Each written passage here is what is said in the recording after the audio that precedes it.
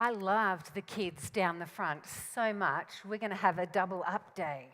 So if you were down the front before, could you come down again? We're all children of God, aren't we? Right? But this is just for the little ones. If you're game, you can come. But hey, have a seat right here, guys. I need some help. I really need. You going to help me? Can you help me, Allie? Anderson, can you help me? You guys are looking gorgeous today. Where did the sparkly one go? The sparkly one, where did she go? She was, yes. You can help me? Awesome. You can help me too? Okay. Do you like my bangle? Isn't it beautiful? Do you like my bangle? It is a bangle, isn't it? Is it a bangle? It's not a bangle? It's a hat. I think it looks good as a hat, don't you? Would you like to? Oh, you wouldn't want to try my hat on. You want to try my hat on? You do. Come on. It's a hat. You have to walk very, very. Oh, I can't do it. I don't think it's a hat. Maybe it's. Oh no. I don't, maybe. Where are you, Anderson? Anderson? No, Anderson. Maybe, come here, Anderson. Maybe it's a thing you like stand in. Can I fit you in here, Anderson? Like, can you put your arms up? Can you put your arms up? You can, arms up. Can we fit you in there? Like, put your head. It's a body cast. Is that what it is? It's not. Maybe it's a flower pot. It's a what? I'm a little bit deaf. I can't hear you. What is it? It's this. What on earth is a slinky? You need to yell in a. What does a slinky do? A slinky is something that when you put on a stair, sometimes it keeps on going down because it's So is it like something that you've got to see? The sparkly one's here. Okay, so is it something that we've got to see? Do you want to see it? Who knows how to do the, you do. Okay, all right, let's do a test run. Can we do a test run? Okay, so we'll put it here. Have you guys got lots of stairs here somewhere? You can do it too? All right, let's just test, because you can too. Excellent. Meg, do you reckon we can all do it? All right, here we go. So where do I put it first, do you think? Okay, let's put it there. Okay, let's show the old people. Yeah. Okay, we're here. Now, don't hang on a sec. Oh, you were going to help me, weren't you? You were here so early. You get to help. Okay, so I know. We're just going to watch it. Don't tell. We're going to watch it. It's going to do it, isn't it? Maybe if we think really hard. Think. Hold your brain. Hold your brain. Everybody. We need everybody's brain. Hold your brain. Okay, we're going to think. Move, Slinky, move. Is it doing it? All right. Okay. Jackson, help me. What do we, oh, hang on.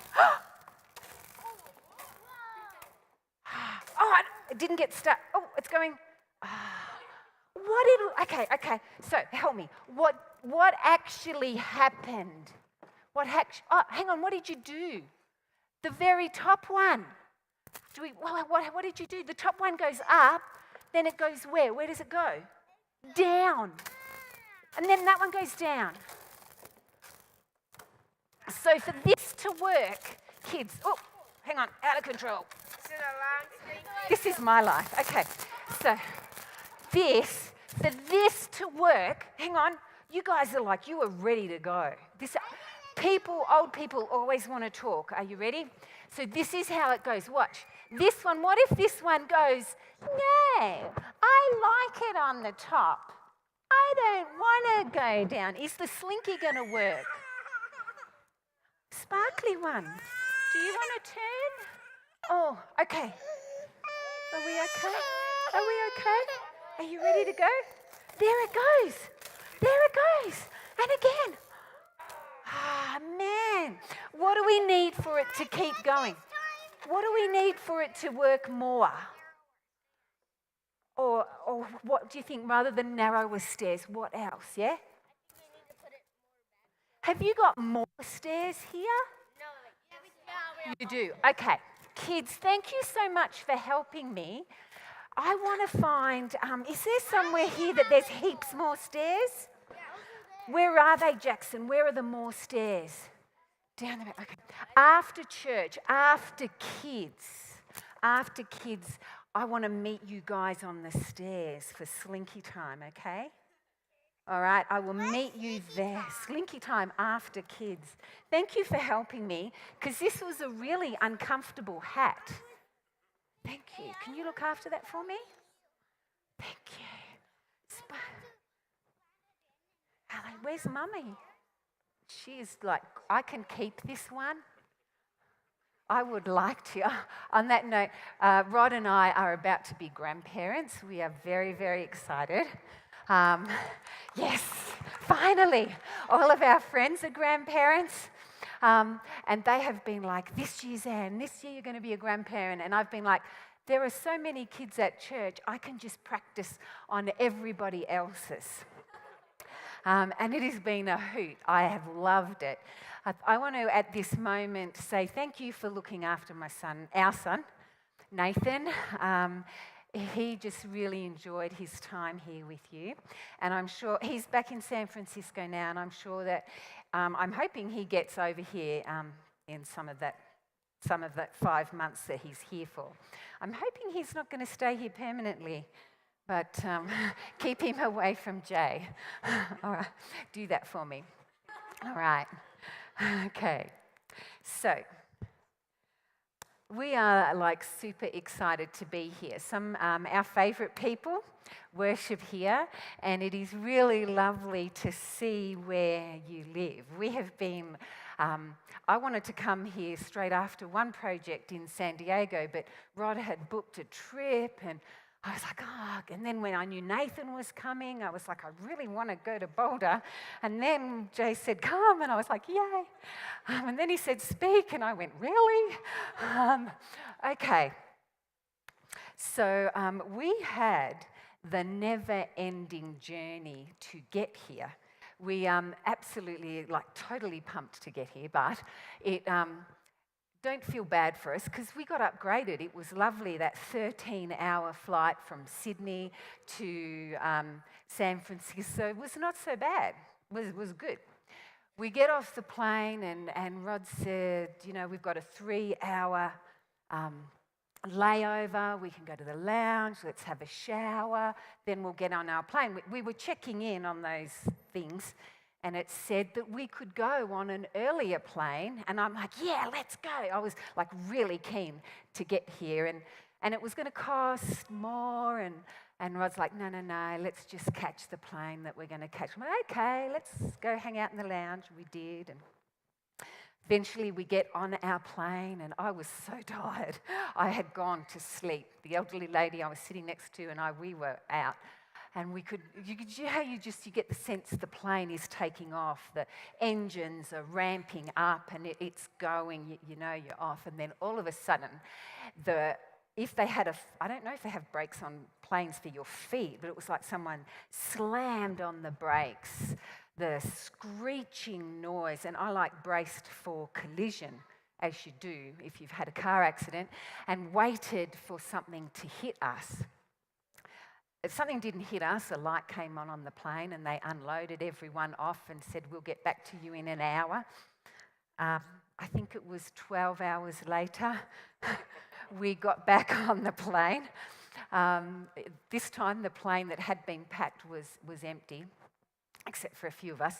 And we get off the plane, so thankful to finally have arrived in Denver. I was like, I'm so glad to be here. I can't wait to get to bed. Hasn't this been amazing? And we get our taxi back to Denver. And Rod had been emailing the hotel saying, we're running late, just want you to let you know we won't be there till the early hours of the morning, but we're coming. So we check in to the hotel and they say, we're really sorry. We're booked out. We've booked you at a room in another hotel at 2:30 in the morning. And I'm just killing myself laughing, thinking, this is hilarious. because I was so tired and it was like laugh or cry. And so like, that's okay. They said, we'll pay for it. The hotel was lovely. Like they didn't email us to tell us that we could have gone straight there, but that's okay. So we're then waiting outside in the cold at 2:30 in the morning. They had said we'll radio a taxi. The valet's no one. When the valet eventually comes out, he says to us, oh, by the way, the taxis just haven't been coming tonight.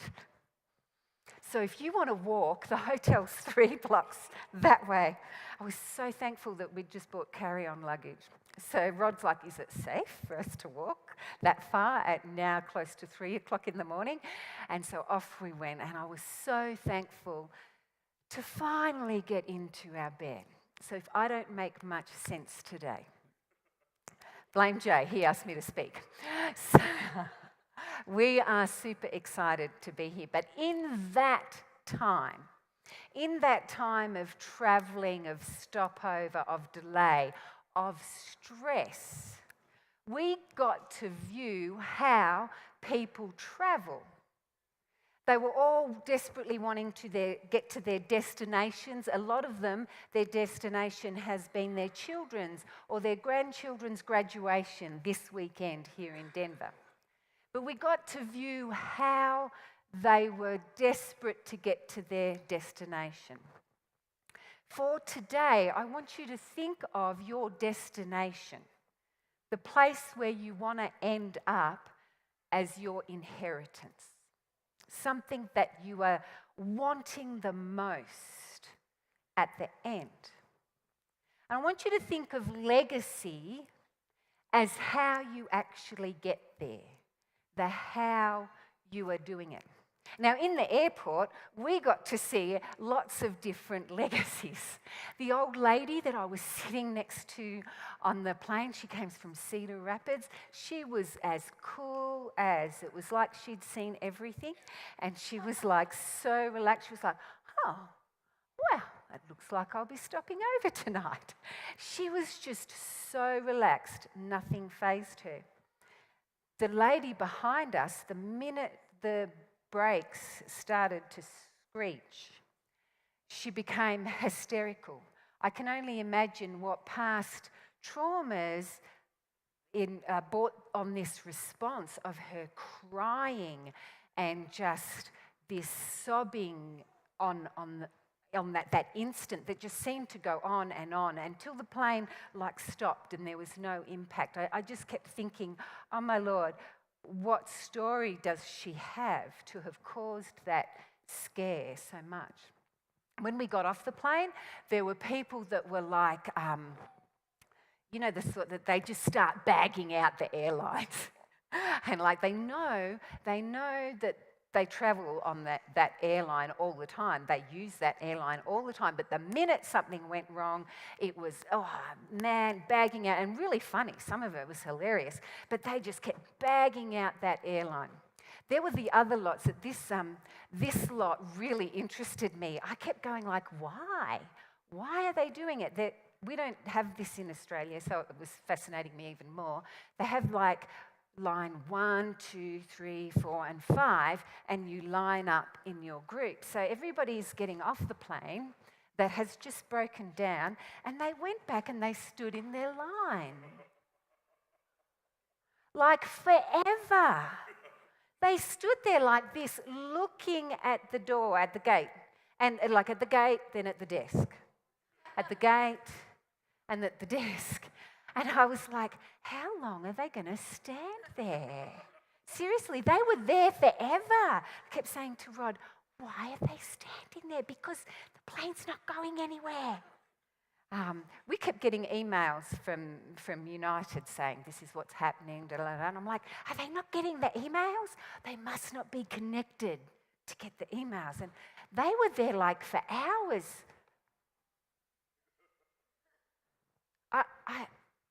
For the life of me, I could not work that out. Eventually, and the thing was that at the desk, they kept making the announcements. The customer service desk is down the hall. If you have any inquiries, go to the customer service desk. But no, they sat there. We were blessed to be able to get back into the lounge. We get back into the lounge of all these people who get free food, free drinks, lots of free alcohol was being consumed to fill the time. And when we went to when we finally got a seat, because it was packed, there were families there were kids, there was like elderly, there was like this huge range of people. There was one guy sitting on the lounge by himself. He looked, like he had everything together, but he had the whole lounge. No one was going anywhere near him. I sort of sat opposite him and I found out why. The entire time I was there, and I could hear him speaking because it was really loud, the entire time he was on his phone, sitting in the lounge, air-conditioned, lots of space, free food, free drinks, all those sorts of things, telling every person that he could call how disgusting it was. How disgusting this is. This is so disgusting. It just gave off this aura that people were just like backing up and moving away and leaving him on the lounge. And it made me think, how are we travelling? I have to say that I have not always travelled well. I have often looked like I'm travelling well on the outside, but on the inside, I haven't been travelling well for a long time. For a long time, I had felt like Rod would take me on beautiful holidays and we'd go and stay at a beautiful hotel, and I wouldn't feel good enough to be there. Or I would come to church and I wouldn't feel like I was good enough to be there.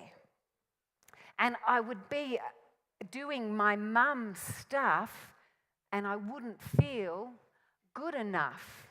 I would often feel like I was too much or too less. I was always this kind of person, up and down, all over the place. I was like that, thank you, Jay, until I went to the One Project. The One Project for me gave me position. Romans 8 says that we are made co-heirs with Christ, that through the life of Jesus, God has written us into his will. So my question for us today, and the question for me all the time is, are we living in our inheritance? Are we living like we know we're going to receive our inheritance? As we do life, is that saying, I'm a child of the kingdom? Is what I'm doing here what I'm going to be doing there? So when I went to my very first One Project, I didn't want to go. Rod bribed me to get me there. He wanted to go to Atlanta and we couldn't make it. And he said, yeah, I really want to go. And I'm like, yeah, okay, but like 2 days? What are we going to talk about? And then I was like, well, maybe I could go shopping, maybe I could do stuff while he's doing that. I was a little bit scared by being with that many Adventists in one room. I never felt smart enough to be in the room. I never felt good enough or like that I wore the right stuff to fit in the room. But I went.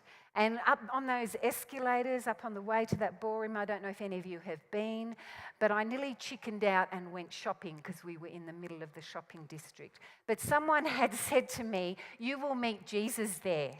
And inside, I really wanted that. I hadn't felt like, I had grown up in church and served in church, solid. Served in church solid for all those years, but always felt like everybody else was getting the blessing and I was kind of like trying to get it and trying to but never was there when I just felt like I kept missing out. And that dream of maybe I will meet Jesus there. Thank you, Jesus, I did. At the end of 2 days, At the end of 2 days, I heard a voice say to me, "Zan, do you love me?" And I went, "Yeah, Jesus, I love you, but like your church is weird." And he went, "I didn't ask that." And I went, "Oh. I had for so many years put the church between me and God that I missed out meeting Jesus." So when I said yes,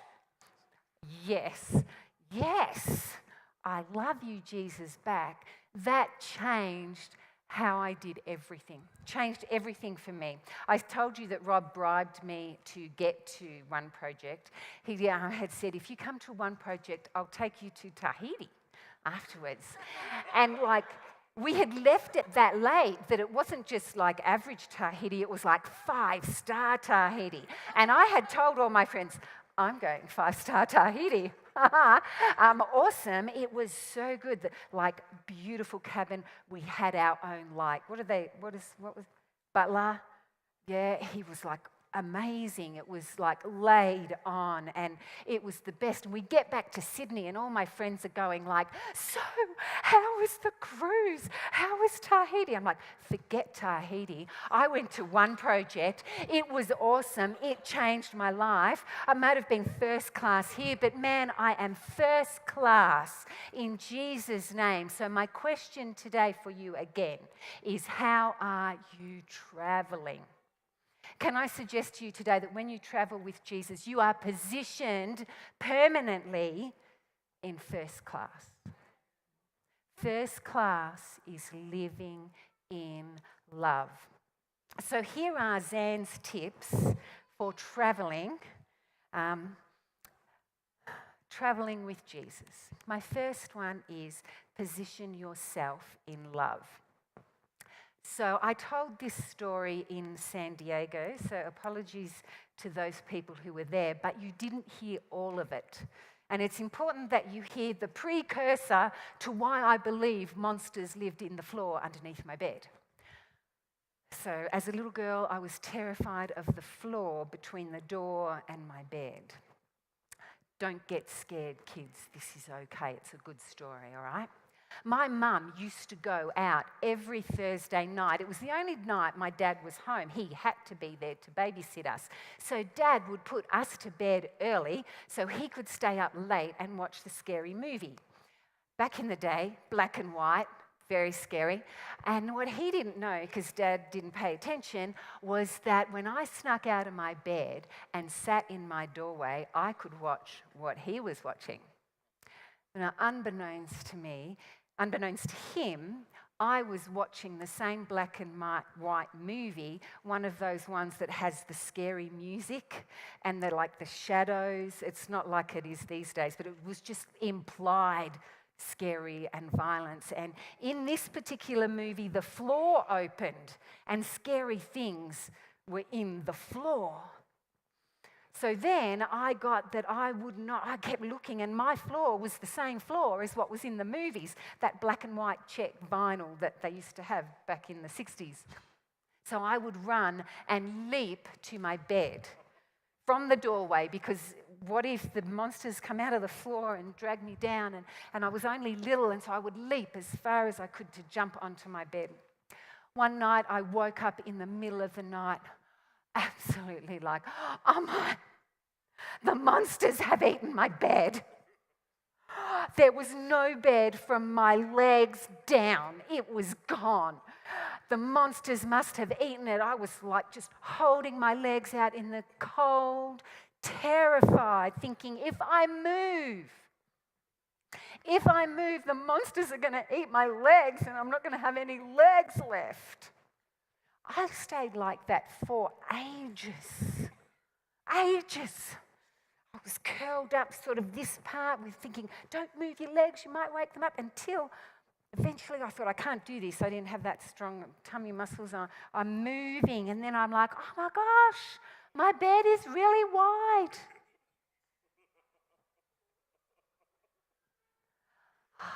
I would like to say that I realised straight away, but I didn't. It took me a while, just like that, and I switched positions. Coming to one project, I switched position. It wasn't about me trying hard to keep my legs up. It was about me resting in the love that Jesus has for me. Comfortable, confident that my bed would protect me from anything. My bed became my safe place, that place that I longed to be. So choose love. Choose love. So you can tell, for me, I was living in fear. You can either choose to live in love or live in fear. It's the two options. I have lived in fear for most of my life. I was terrified of birds, absolutely, chronically terrified of birds. My children, as they got older, thought it was hilarious to take me to the beach and see mum curl up in the fetal position in some corner or under a park bench, terrified of birds. I had some treatment for that, and it literally was changing what I wanted. What did I want? And I can remember the guy asking me, what do you want? I said, I want to be able to hold a bird in my hand and not be afraid. I want to enjoy it. And he said, focus on that want. Focus on that want. I got that I am not afraid of birds anymore. It's the best thing.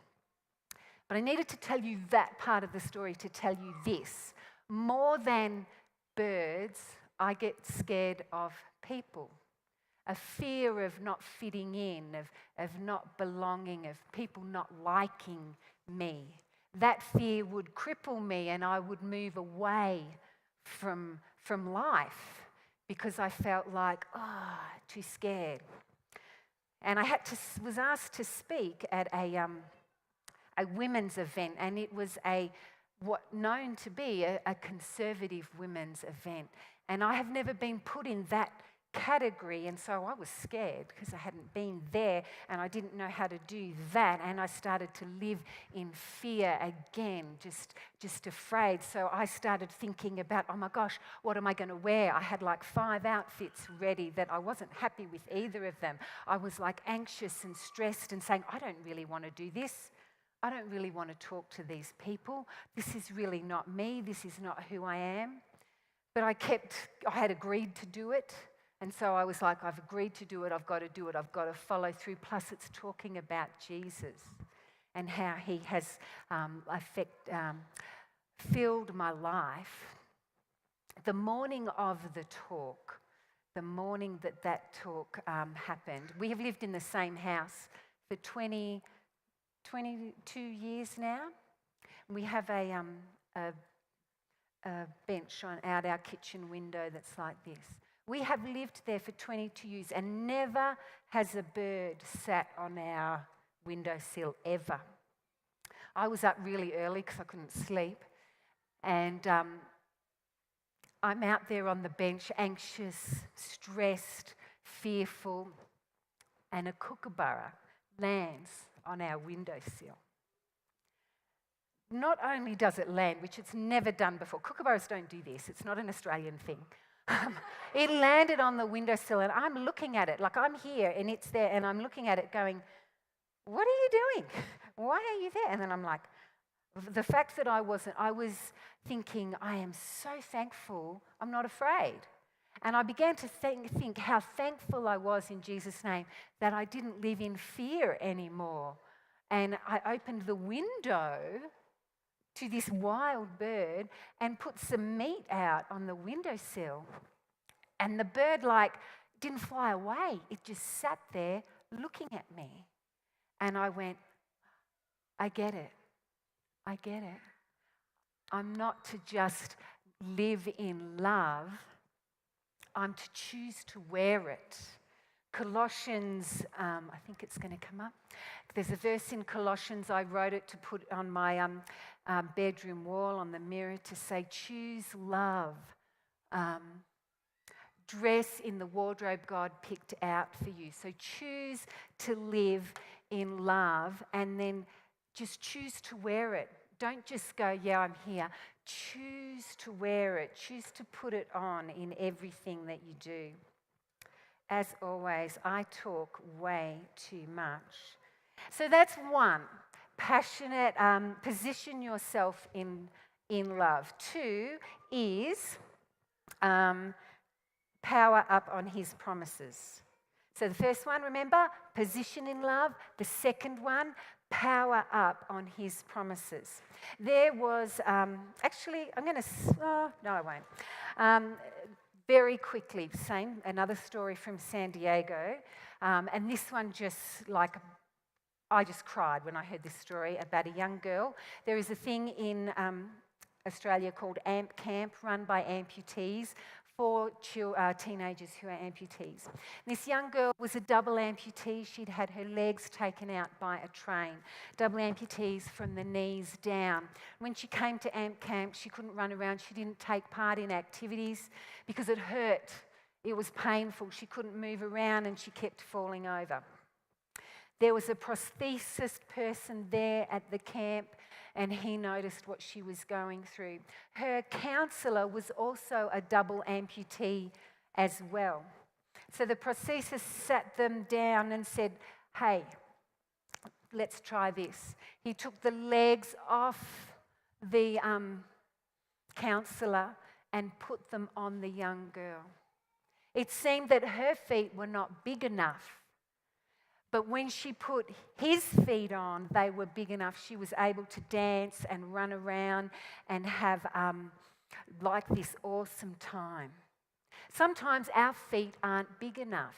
How we do life, how we are, is not big enough for the life God has planned for us. That's why he came, so we can run in his feet. That's why he sent the Holy Spirit, so we can have his feet. And in the Bible, he gives us promises so that we can run and dance on his strength. Today, I've given you some favourite ones of mine because back in the day, when I would have been too chicken to be here, too afraid to live, too afraid to love, learn, or lead, these are the verses that I live by, that I powered up. Know that in Jeremiah 21, his plans for us are good. Matthew 11, come to me, all you who are weary and burdened, and I will give you rest. Take my yoke, it is easy. You will find rest for your souls. When I'm really tired and exhausted, Isaiah 40, 29 to 31, he gives power to the weak, strength to the powerless. Those who trust in the Lord will find new strength, even after long flights and exhaustion and all those things. My favourite one is Romans 8, 38, 39. Nothing can separate us from God. Isaiah 61:4. I love this one. It is my personal favourite because at 35, I felt physically broken and like horrible. They will rebuild the ancient ruins and restore the places long devastated. Even better, it talks about after that it will restore the cities that have been destroyed for generations. So if your family has been destroyed for generations, know God has a plan for that, to rebuild it, to make it beautiful. There are so many more, and these promises have become like my candy when I'm feeling a little bit flat. I know I've got nothing. So I go to my promises and God says, I've got exactly what you need. Now you can have those promises, but if you don't use them, you are in big trouble. We went for we got to hang out with the One Project guys when they came to Perth. And Jay doesn't know that I'm going to tell this story, but I'm so going to love telling this story. We went to Rottnest Island and we decided, let's hire bikes and ride around the island. It was a beautiful day, weather like today. And we decided, let's not go for pedal power, let's go for was it electric bikes? Yes, it's one of those. They were so fun. It was Jess and Tim and Rod and I and Jay, and like Jay's leading in front. It was a hoot. It was just beautiful day, but for some reason or other, Jay's battery went flat really fast. There he is. We gave him a head start because it had come to a hill and he couldn't get up the hill. And we were like, oh man, poor Jay, as we would ride past. Bye, Jay. Like, what's wrong with your bike? Oh, the battery's worn out. So poor Jay is pedaling so fast. We could have given him our bike, but we were like, nuh-uh. He was like, it was a long ride. So we get back to the kiosk where we're dropping the bikes off, and Jay's like, I don't know what's wrong with my bike. And we were like, he'd forgotten to switch the power on. So there was this little switch on this handle, and the throttle's on this one. Switch, throttle. But what I loved was the minute he knew he could plug in to like turn that, he was like, let's go again. He was ready to go, ready to power on. So be powered up in God's promise for you. Get your favorite ones, get into that word. The last one is I want you to be passionate about your purpose. Position yourself well. Live on power up on his promises, and be passionate about your purpose. So, I love what Danny read today. Romans 12 is a really, I love that chapter. When I first started to do, said, hey, we should be doing stuff for top kids, I went home after that and freaked out. And went, why did I do that? I had been pulling away. Before one project, I was like, I'm too old. I got nothing to give. It's time for another generation. And I was pulling myself away from life. But meeting Jesus changes things up for you, and it puts you back in the game, and it gets you back off the bench no matter what your age. And I went back to church just determined to love on wherever I was at. I've spent so much of my life trying to work out what my purpose is. This is my biggest regret. My purpose, my platform is every day when I wake up. Wherever I am going in my community, that's my purpose. God asks us to bring him wherever we go that day. That is your purpose. We are God's preferred platform of social media. How are you letting the world see God through you? Be passionate about your purpose. I decided to get in and support wherever I could. Long term, this is 5 years ago, that threw me right into supporting our kids. The kids' ministry at our church, I looked, a place where I had loved for years and served for years, and I looked at our leaders and they were exhausted.